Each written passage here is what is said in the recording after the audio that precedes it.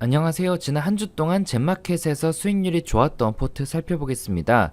먼저 코스피 지수는 월요일부터 수요일까지 강하게 오르고 목요일은 음봉 그리고 금요일에는 종가가 0.78% 마이너스 하락하면서 마감했습니다. 그런 시장 동안 수익률이 좋았던 포트는 어떤 게 있었을까요?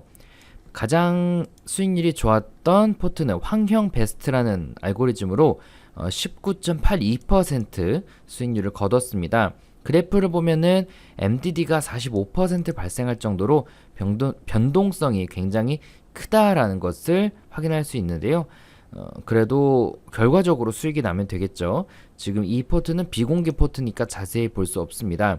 이 외에도 19%대 주간 수익률을 기록한 포트는 많이 볼 수 있습니다.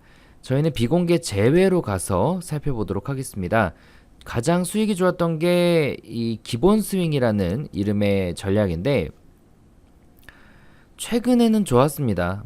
주간 19.65% 그리고 3개월 동안에는 거의 40%에 육박하는 수익률을 기록했는데 아쉽게도 그 전에 크게 하락하는 그래서 MDD가 45%까지 발생했었습니다. 아마 이름과 같이 스윙 포트이기 때문에 그런 것 같은데요.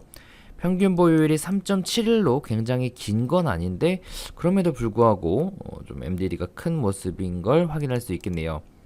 현재 보유하고 있는 종목은 없고요. 오늘 기준으로 대한전선을 매수할 예정입니다. 최근 매매했던 종목들은 화일약품, 신풍재지, 홈센터 홀딩스처럼 소형주 위주의 트레이딩이었다는 걸 볼 수 있겠습니다. 자, 그래프가 좀 괜찮은 걸로 보겠습니다. 세 번째, 해피소울이라는 이름인데요. 주간 12.95%고 누적으로는 97% 수익률을 기록하고 있습니다. 근데 아쉽게도 이 포트도 변동성이 크기는 합니다.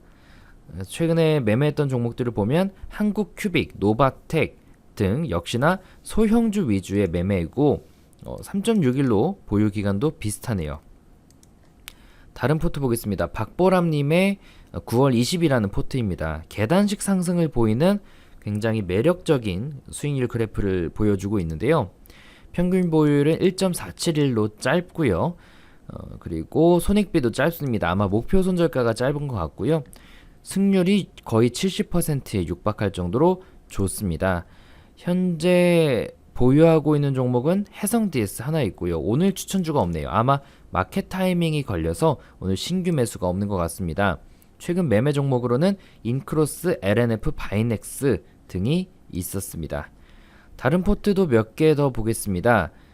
그래프가 좀 일직선으로 MDD가 없는 것 중에 제도리님의 포트가 있네요. 보람이라는 이름인데 상당히 좋죠. 역시나 계단식 상승으로 MDD가 15%로 코로나를 거쳤음에도 불구하고 높지 않은 그런 MDD를 기록하고 있습니다. 평균 보유율이 1.071로 보통 매수한 다음날 매도를 하고 있고요. 손익비가 역시 짧습니다. 목표 손절가가 짧게 잡혀 있는 것 같고요. 목표 손절가가 짧지 않네요. 목표가가 105%로 굉장히 높습니다.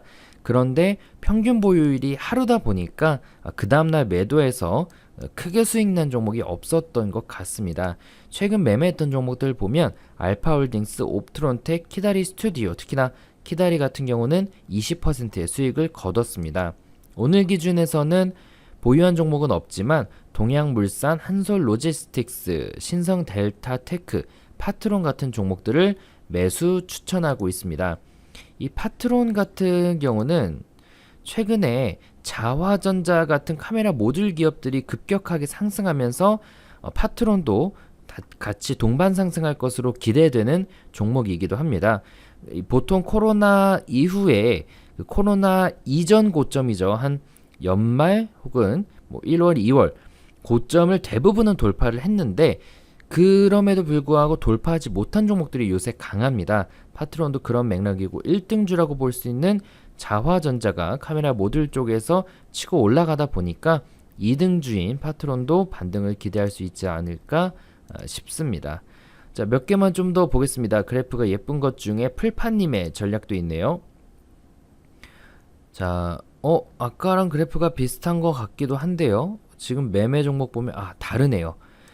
자, 아까보다는 훨씬 더 수익률 측면에서는 좋습니다. 그리고 역시나 하루 보유고 목표 손절가가 없습니다. 목표 손절가가 없으면 백테스팅과 실전의 괴리가 조금 더 줄어들 수가 있겠죠.